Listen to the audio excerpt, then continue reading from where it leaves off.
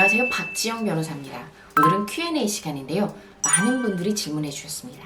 어제 가로 세로 연구소 유튜브 채널, 즉 강용석 변호사가 이끄는 그런 채널이죠. 법원에 박원순 시장의 5일장을 금지시켜달라 집행을 이러한 가처분 신청을 했는데 법원이 각하를 하였습니다. 먼저 각하가 뭐예요? 그리고 가로 세로 연구소가 신청한 가처분은 무엇이며 그 내용은 무엇입니까? 그리고 법원은 왜 각하를 한 것일까요? 그리고 오늘 아침에 가로 세로 연구소는 다시 재신청을 하였는데요. 이 결과는 어떻게 될까요? 먼저 각하를 살펴보면 누군가가 법원에 판결을 구했을 때 법원은 사건을 들여다본 다음에 누가 이겼다 누가 졌다를 결론을 내리게 됩니다. 그러나 소송의 기본적인 요건조차 갖추지 않았을 때에는 사안을 들여다볼 필요도 없이 각하를 하게 됩니다. 이 가처분도 그렇게 각하가 된 것인데요. 이유가 무엇이냐? 가처분 자체의 신청만으로는 크게 의미가 없고 이를 뒷받침할 본안 소송이 있어야 됩니다. 가로 세로 연구소는 본안 소송을 아마 주민소송을 생각했던 것 같습니다. 주민소송이 그럼 무엇이냐? 주민이 지자체가 하는 재정활동에 대해서 위법행위가 있다라고 판단을 하였을 때 소송을 거는 것입니다. 지자체법에 따르면 주민소송은 주민감사 청구를 필수적으로 거치게 되어 있습니다. 왜냐? 주민소송을 남발하는 것을 막기 위해서죠. 그런데 가로 세로 연구소는 이 절차를 하지 않았기 때문에 이 본안 소송이 이루어질 가능성이 적어서 가처분을 각하한 것입니다. 이에 대해서 오늘 아침에 가로 세로 연구소는 급하게 부랴부랴 감사 청구를 신청하고 재신청을 하였습니다. 가처분에 대해서. 그럼 해당 가처분은 각하가 될 것인가? 각하가 되지 않는다면 인용이 될 수 있을 것인가를 살펴보겠습니다. 주민감사 청구는 신청을 한다고 끝나는 것이 아니고 이 주민감사 청구가 500명 정도의 주민 동의를 받아야 되고 최장 60일까지 감사기관이 감사를 할 수 있는 시간을 확보하게 되어 있습니다.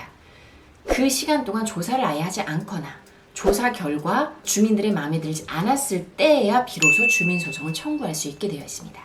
그러나 현재 200명 정도밖에 동의하는 주민이 모이지 않았고 60일 정도의 기간이 지나지도 않았습니다. 그렇다면은 이 부분은 가처분이 각하될 가능성이 높다는 뜻입니다.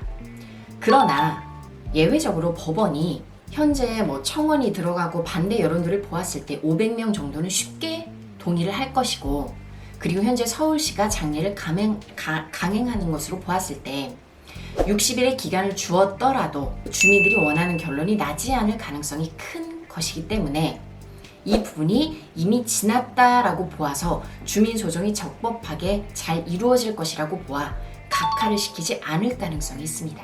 각하가 아니라면 사건을 들여다본다는 얘긴데요. 들여다보았을 때는 가처분이 인용될 수 있을 것이냐? 저는 쉽지 않다라고 봅니다. 왜냐? 어제 1시간 반 정도에 걸쳐서 비공개로 서울시하고 가로 세로 연구소가 설전을 벌였는데요. 서울시는 장례에 드는 비용은 2억밖에 안 든다.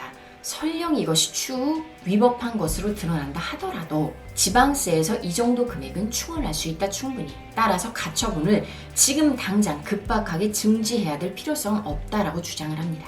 가로 세로 연구소는 무엇이라고 했느냐? 무슨 소리냐? 주말 인력 비용까지 합치면은 10억 원 정도 가까이 된다.